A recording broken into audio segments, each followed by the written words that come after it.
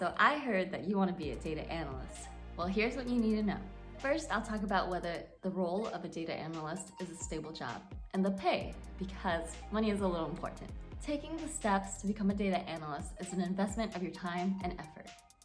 Next, I'll share the top skills of a data analyst. I'll share my career journey, tips on how to build experience and apply for jobs, and finally answer your questions that you've submitted. Let's get started. Here's some data.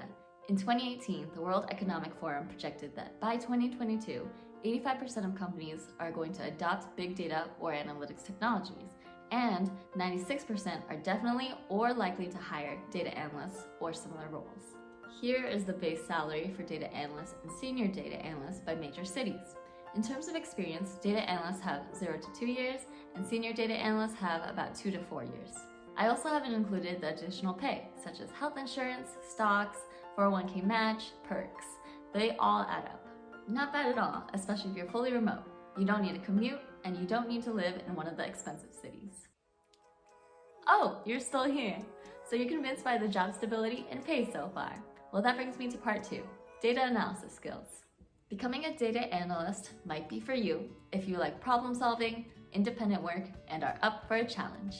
Problem solving. You'll be pulling data in SQL and answering questions such as, how many people canceled their subscription in the last month? Out of the people watching this video, how many would subscribe to my channel if I put a subscribe button here? Independent work. As I mentioned in my short, how many meetings do I have? On average, I have about 3 hours of meetings per week. And yes, you will need to speak to people, so you can't be a hermit, but you will have time to independently work and do your analyses, which is great if you like that type of work style. Finally, you're up for the challenge. Learning how to write code is tough at first. It's like learning a new language, but over time, it does get easier to learn the skills of a data analyst. If you like how this role sounds so far, here's the breakdown of the responsibilities of a data analyst. 10% is understanding how data is structured. You'll need to know these different data types as well as how data is structured in rows and columns. 30% is the ability to clean data.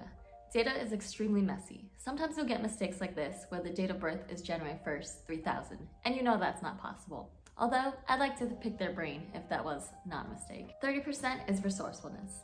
Learning how to write code and analyze data involves looking up a lot of resources. But you found one, me. You'll also need other websites such as DataCamp, Code Academy, and LinkedIn Learning to learn how to program. 30% are presentation skills. Know how to talk to a non-technical audience who may not know much about data. You will need to translate your findings into meaningful actions. You can't just point out at the numbers and say, this is the result. Always ask yourself, what does it mean? Why is it important? But Andrea, this is a lot to learn. Don't be intimidated because you learn step by step, day by day. Part 3, building experience. In order to find your first data analyst role, there are 3 things that you need to do. Take quality classes or online courses to help build your analytical thinking, especially if the courses are project-based, so you can add them to your portfolio. This will help you get into the mindset of a data analyst and have evidence to put on your data projects website. Which brings me to my second point. Have an online data projects website that you can use to showcase your projects. This is extremely important to have in your application so that potential employers can see what kind of analyses you already know how to do and your thought process of how you analyze data. This is probably the most important step. For now, you can watch my short, How to Create a Data Projects Website to Stand Out as an Applicant, for a brief step-by-step. The third step is to network. I got 4 out of 5 of my data analysis internships through networking, and this is how a lot of people get jobs. One of the best places to network is LinkedIn. You can message people with the role title and company that you're interested in by using this sample format here. Generally, people are open to chatting about what they do, and they may know of job openings for you. So don't be afraid to use this method. By taking classes, building your portfolio website, and networking with other data analysts, you are much more likely to get your first data analysis role without having a prior data-related position. In addition to your data projects website, you'll need strong application materials. Your resume will need the following. 1, have outcomes-focused bullet points. This and not that.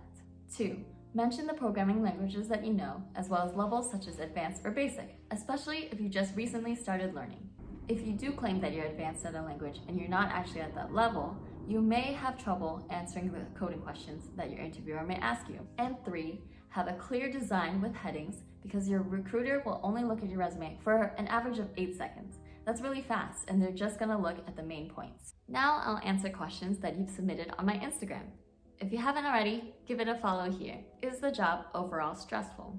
I have a steady work pace for my deadlines, but there are times where there's a fast turnaround required for deadlines, and that's when it gets stressful. Do I have a lot of work-life balance? Work-life balance is one of the key factors I was looking for in a role.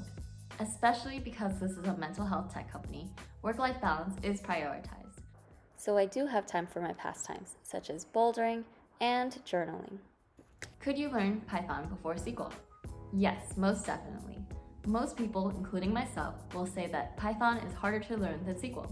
So if you know Python, SQL should be easier to learn. Python is a very valuable language to learn. So when you're applying for jobs, employers like to see that you know Python. Congrats on your data analysis internship. I recommend focusing on one programming language to conduct your analyses in so that you can build your skill sets to an advanced level.